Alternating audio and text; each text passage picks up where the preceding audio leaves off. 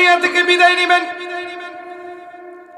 একটু চোখটা বন্ধ করে দেখেন রে প্রিয় ভাই আমার, এই যে আজকে যে মসজিদের উদ্যোগে মাহফিল করা হয়েছে, এই মসজিদ থেকে একটা খাটিয়া আপনার বাসায় চলে যাবে।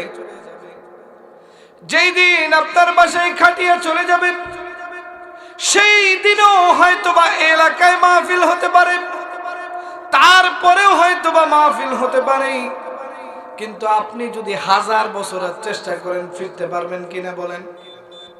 প্রিয় ভাইরা আমার, মৃত্যু এমন একটা নিশ্চিত জিনিস। আপনারা হয়তো সবাই দেখেছেন, অল্প কিছুদিন আগে আপনাদের উত্তরবঙ্গে একজন বক্তা কথা বলতে বলতে ব্রেন স্ট্রোক করে মারা গেছে, দেখছেন কিনা? তাহলে মৃত্যু কত নিকটে। এখানে আসার মতো তৌফিক কে দেয় নাই বলেন তো? আল্লাহ দেয় নাই। আর আপনাদেরকে কে দিয়েছে বলেন তো?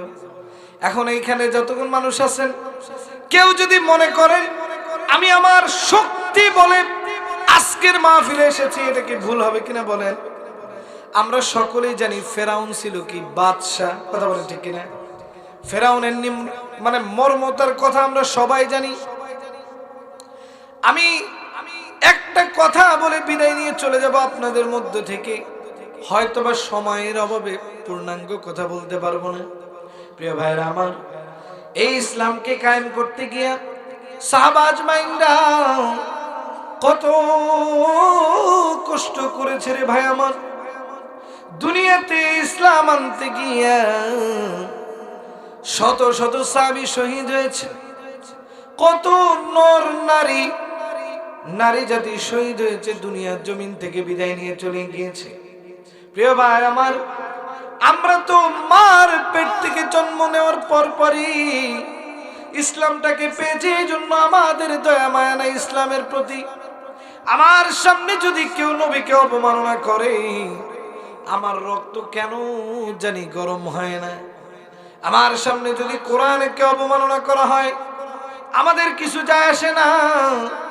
কিন্তু যদি আপনার বাপ ভাইকে কেউ যদি একটু কুটো কথা বলে, দেখবেন বাড়ি থেকে সবচেয়ে যেটা বড় দা, সেটা নিয়ে বের হয় কিনা বলেন? সেটা নিয়ে কিন্তু বের হয়।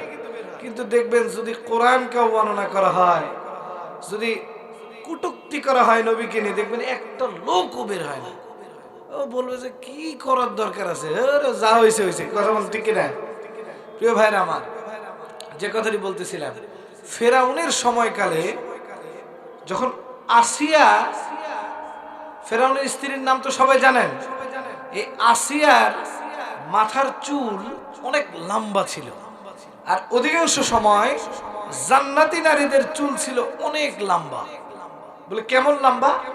হাদিস বিশারদগণ লিখেছে যে হযরতে আসিয়ার চুল এরকমটা ছিল যে উনি যখন গোসল করতেন, গোসলের পরে চুলগুলো রোদ্রে শুকায় দেওয়া লাগতো, মানে শুকাইতে দেওয়া লাগতো। সুবহানাল্লাহ বলে। প্রিয় ভাইরা আমার, এই চুল শুকানোর জন্য একজন দাসী নিযুক্ত ছিল, তার নাম হলো মাসিতা। কি নাম বললাম? মাসিতা। এই মাসিতা গোপনে হযরতে মুসা কালিমুল্লাহর কাছে ইসলাম ধর্ম গ্রহণ করে নিল। হঠাৎ করে একদিন যখন মাসিতা হযরতে আসিয়ার চুল আশ্রানো নিয়ে ব্যস্ত ছিল, হঠাৎ করে চুল আশ্রাইতে গিয়ে চিরুনিটা মাটিতে পড়ে যায়।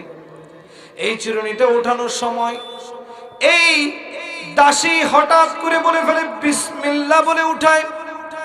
বিসমিল্লাহ শব্দের অর্থ আমি হলো আল্লাহর নামে শুরু করছি। হঠাৎ করে ফিরাউনের কন্যা এই কথাটা শুনে ফেলে। ফিরাউনের কন্যা ছোট মানুষ, সে তো আর বুঝতে পারে নাই। বাবার কাছে দৌড় দিয়ে চলে গেছে, যা ডাক দিয়ে বলতেছে, ও বাবা, ওই যে আমাদের যে দাসী কেন যেন বিসমিল্লাহ পড়ে নিল, মানে আমি আল্লাহর নামে শুরু করে দিছি, আমি প্রভুর নামে শুরু করে দিছি বাবা। তাহলে তুমি ফেরাউন যদি বাপ মানে খোদা হয়ে থাকো, তাহলে উনি কোন আল্লাহর নামে বা কোন প্রভুর নামে চিরুনিটা তুললো আমি জানতে চাই, কথা বলেন ঠিক কিনা?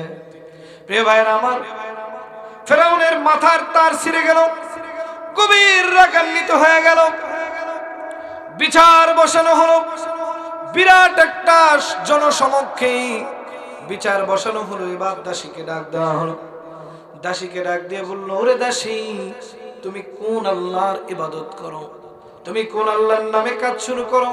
তুমি কোন প্রভুর নামে কাজ শুরু করো? কাজ শেষ করো, আমরা জানতে চাই। এবার মাসিতা দাসী ডাক দিয়ে বললেন, আমি ওই আল্লাহর ইবাদত করি যে আল্লাহ আসমান জমিনের মালিক, যে আল্লাহ আমাকে ভালো রাখার মালিক, যে আল্লাহ আমাকে খানা খাওয়ানোর মালিক। আমি তো সেই আল্লাহর ইবাদত করি, আমি তো সেই আল্লাহর দাসত্ব করি, আমি অন্য কোনো মানুষের দাসত্ব করতে চাই না। প্রিয় ভাইরা আমার, ফেরাউনের মাথা গরম হয়ে গেল। এবার ডাক দেওয়া হলো, বিচার বিভাগের কার্যক্রম শুরু করা হলো। বিচার বিভাগের কার্যক্রম যখন শুরু করা হলো, এক একজন এক এক ধরনের বুদ্ধি দিচ্ছেন কিভাবে দাসীকে শাস্তি দিলে সে ইসলাম ধর্ম ত্যাগ করবে।